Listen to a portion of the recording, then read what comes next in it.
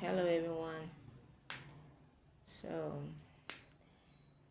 today I'll be sharing with you simple ways for you to make that A or ace that test. Over time I've been asked this question, Riwo, how do you do it?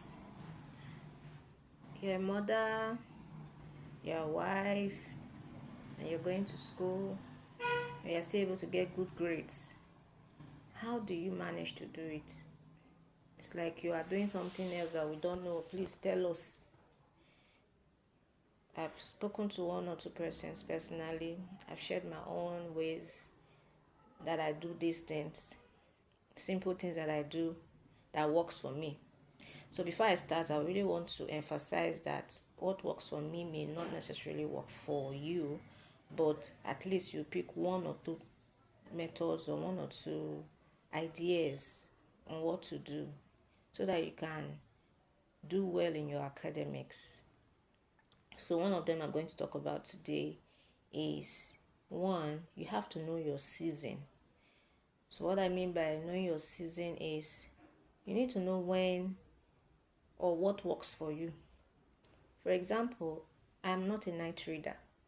I don't know how to study at night. I don't know how to wake up in the middle of the night to study.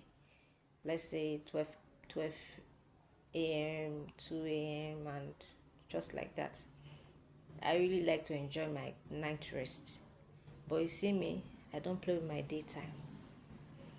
So during the daytime, I try as much as possible to ensure that I study. That book, I must open it. Because I know that at night I will not. And sometimes before 10 or 11, I may want to watch a movie or do something that I just like doing. So there are some of you like that. That's why I say you need to know your season. If you know that you can't cope during the day, maybe you work from 9 to 5, or just naturally you feel that you're distracted during the day, then you are a night person. Stick with it. Stick with your night reading. Just know that I am well able to study at night. I can't study during the day. So when I tell you to know your season, this is what I mean. Know your season and stick to it. Make sure you are consistent in knowing that I study better at night. I study better during the day. So for me, I study better during the day. Now that you have settled that, you have come to terms with that, you will now tell yourself that what do I need to do next? You all ask yourself, what do I need to do next? And that is, you need to draw out a personal timetable. Whether you're a secondary school student, a higher institution student, this is what you should do. This is the step you should take. Forget your general timetable that you may have. But if you want to excel, you want to do well at your studies, you want to outshine and be the best in your academics, you must have a personal reading timetable or study timetable, and you ensure that you stick to it. So I'll say go back to knowing your season. In this regard, as we're talking about the timetable, when you have drawn out that timetable, you don't need to overstress it. You don't need to say I will study a particular course or subject for 3 hours. For me, 1 hour is enough for a course per day. That is how I draw out my timetable. I draw out a timetable that can I can use in a very flexible manner or flexible way. I don't study more than an hour for one course, and I try as much as possible not to be distracted. So if I have 10 courses and you have 7 days in a week, what I do, I share it 2 courses per day. 2 courses per day. So probably I'll fix one in the morning, I'll fix another one in the afternoon. I share my time adequately or appropriately. Then I ensure I follow that timetable. Then anything can happen, maybe just an emergency or anything can just come up, and you find that I didn't study today, I couldn't study today. Doesn't mean that you just forget that day.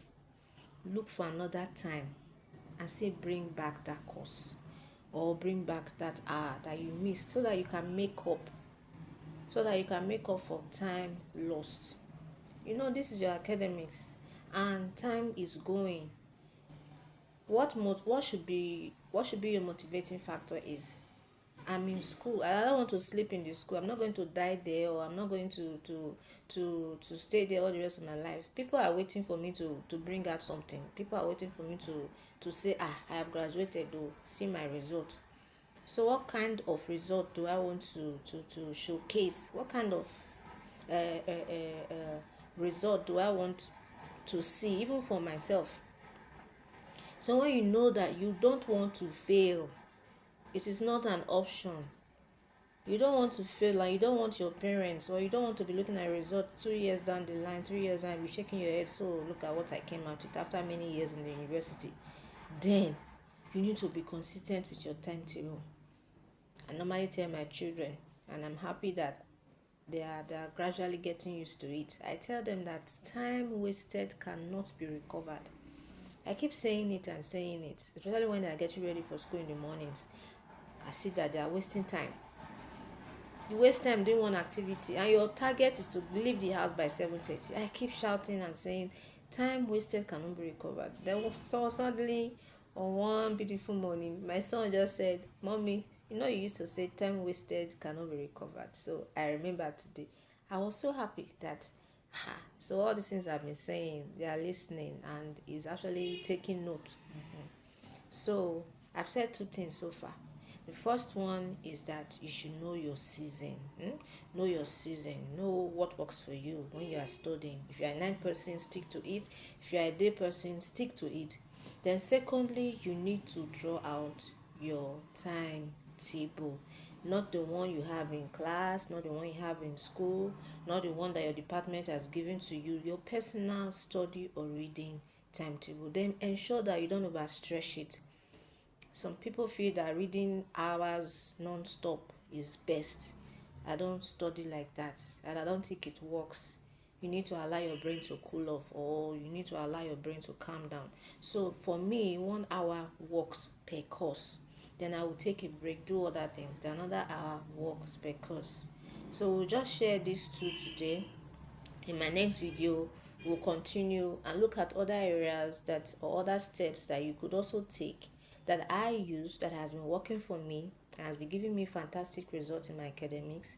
And if you still apply them and stick with them, to become part of you, so that you can be able to go higher in your academics. So this is your girl Aroriwo Inegbedion. I'm popularly known as Riwo Connect, called the business that I do, subscription business. This is your girl signing out for today. Have a nice day. Bye.